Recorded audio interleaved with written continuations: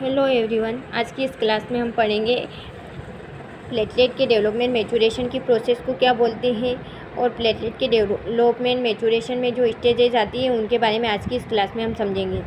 Stem cell हम किसी भी टाइप की सेल को बना सकते हैं। आरबीसी हो गई, डब्ल्यूबीसी हो गई, मसल सेल हो गई। तो आज हमें स्टेम सेल से प्लेटलेट को बनानी है। अनकमेटेड प्यूरिपोटेंट हीमोपोएटिक स्टेम सेल जो होती है ये कमेटेड होगी मल्टीपोटेंट हीमोपोएटिक स्टेम सेल में। उसके बाद दो सीरीज चलेगी, एक लिम्फोइड सीरीज चलेगी, एक माइलोइड सीरीज चलेगी। तो लिम्फोइड सीरीज में दो टाइप की सेल प्रेजेंट होगी, एक नेचुरल किलर सेल और एक लिम्फोसाइट। तो नेचुरल किलर सेल को हम किसी अनदर क्लास में समझेंगे और लिम्फोसाइट में टी सेल और बी सेल प्रेजेंट होती है। तो इसे हम प्रीवियस क्लास में अच्छे से समझ चुके हैं। माइलोइड सीरीज में कॉलोनी फॉर्मिंग यूनिट यूरेथ्रोसाइट को हम प्रीवियस क्लास में अच्छे से समझ चुके हैं। Colony forming unit GM granulocyte monocyte के बारे में भी हम समझ चुके हैं और colony forming unit M megakaryocyte के बारे में आज की इस क्लास में हम समझेंगे।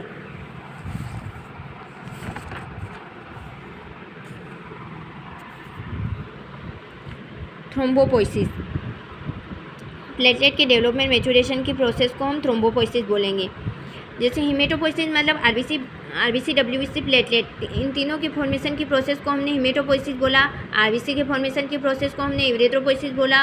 डब्ल्यूबीसी के फॉर्मेशन की प्रोसेस को हमने क्या बोला, ल्यूकोपोइसिस। वैसे प्लेटलेट के फॉर्मेशन की प्रोसेस को हम बोलेंगे thrombopoiesis. Platelet formation process of thrombopoiesis.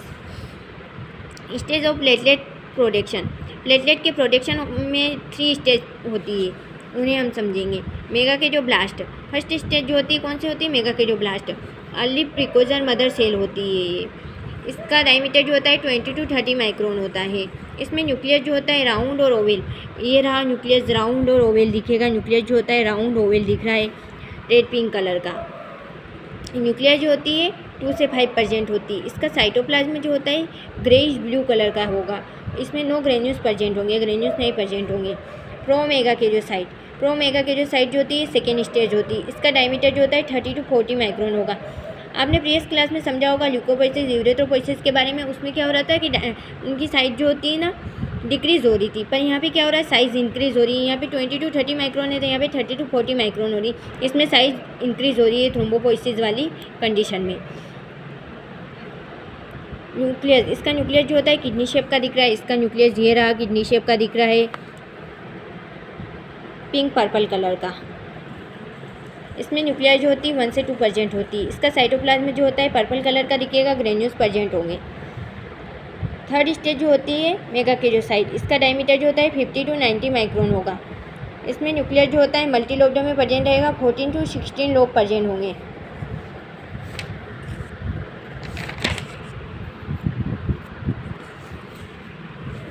इसमें न्यूक्लियस जो होती है 0 से 1 मतलब ना के बराबर भी प्रेजेंट होती है और 1 भी प्रेजेंट हो सकती है।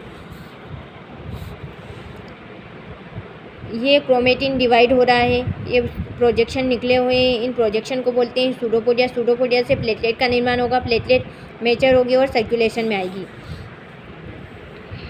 साइटोप्लाज्म जो होता है पर्पल कलर के ग्रेन्यूल्स प्रेजेंट होंगे। इन द साइटोप्लाज्म में पर्पल कलर के ग्रेन्यूल्स प्रेजेंट होंगे। 1 मेगाकैरियोसाइट, एक मेगाकैरियोसाइट जो होती है मतलब 1 मेगाकैरियोसाइट जो होती है 3000 से 4000 प्लेटलेट का निर्माण करती है। प्लेटलेट और थ्रोम्बोसाइट, प्लेटलेट को हम थ्रोम्बोसाइट भी बोलते हैं।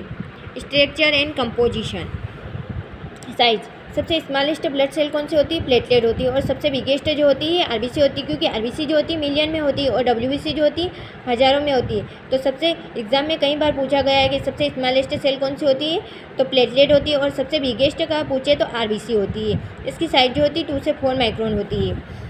इसका शेप एंड कलर, तो इसका कलर जो होता है कलरलेस दिखेगा। शेप जो होता है इनएक्टिव या एक्टिव फॉर्म, दोनों फॉर्म में दिखेगा।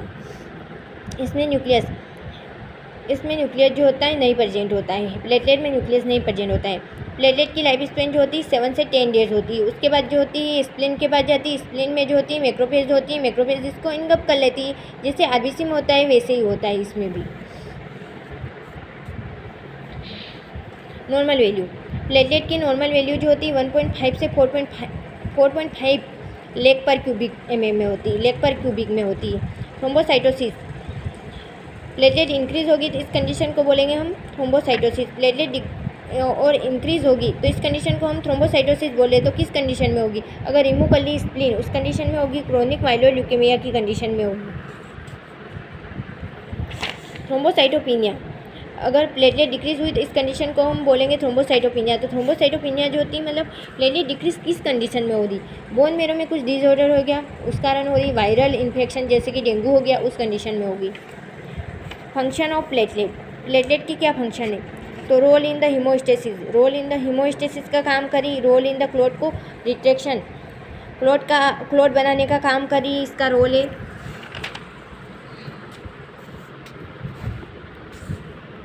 Role in the repair injured blood vessel, अगर ब्लड वेजल जो होती है कुछ इंजरी हुई उसके बाद जो होती है ब्लड वेजल जो होती है ये जो है ना रिपेयर करने का काम करी। और रिपेयर कौन कर रहा है? अल्फा ग्रेन्यूल जो होता है उसमें जो होते हैं पीडीजीपी, मतलब इसका फुल फॉर्म जो होता है प्लेटलेट डिवाइड ग्रोथ फैक्टर जो होता है वो प्रेजेंट होता है। डिफेंस मैकेनिज्म, ये डिफेंस मैकेनिज्म का काम भी करी, मतलब हमारी बॉडी की रक्षा करने का काम भी करी। अगर प्लेटलेट, अगर हमें कोई चोट लगी और उसके बाद जो होता है हम चोट लगी उसके बाद जो होता है हमारा ब्लड आता है, ब्लड आना स्टार्ट हुआ उसके बाद जो होता है वो क्लोट बन जाएगा।